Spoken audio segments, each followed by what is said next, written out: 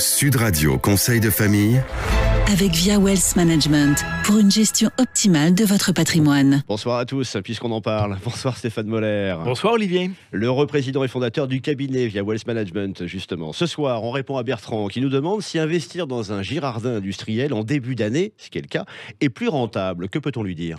Eh bien, on peut lui dire que la loi Girardin industriel est un dispositif fiscal permettant une réduction d'impôt significative.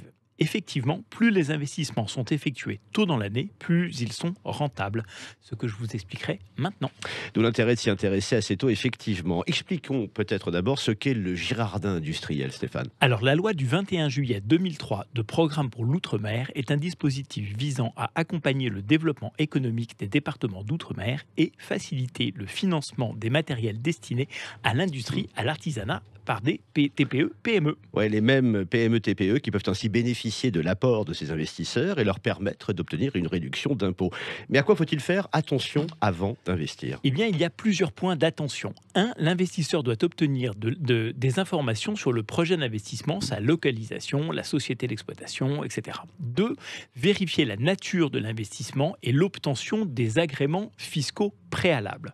3. Vérifier l'étendue de la responsabilité juridique et financière des associés.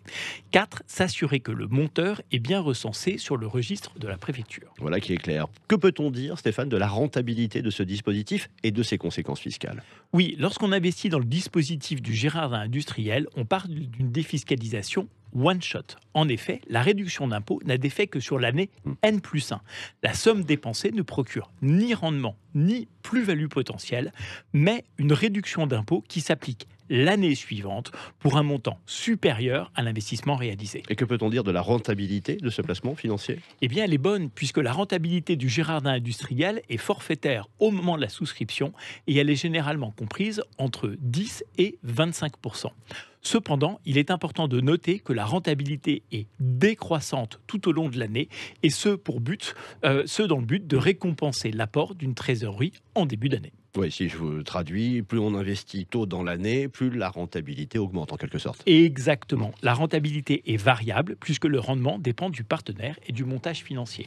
Mais tous les opérateurs offrent une meilleure rentabilité en début d'année. Et quels sont les risques liés à ce dispositif ? Alors là aussi, ils sont nombreux. En premier lieu, un risque fiscal, c'est-à-dire une requalification fiscale et une reprise de la réduction d'impôt par l'administration fiscale.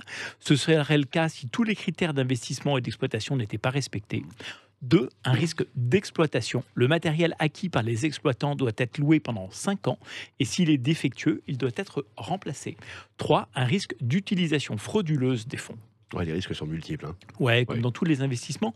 C'est la raison pour laquelle il faut être bien accompagné pour faire du Girardin industriel. Mais si c'est le cas, cela reste un très bon outil de défiscalisation. Accompagnez-vous avec Stéphane Moller, accompagnez-vous au mieux. Un grand merci à vous et grand merci aussi à vous, surtout Bertrand, pour cette bonne question. À votre tour de poser la vôtre sur le blog de Conseil de famille, conseil au pluriel, -de-famille.com. On se retrouve demain, toujours ici. À demain, Olivier. À demain. C'était Sud Radio Conseil de famille avec Via Wealth Management pour une gestion optimale de votre patrimoine.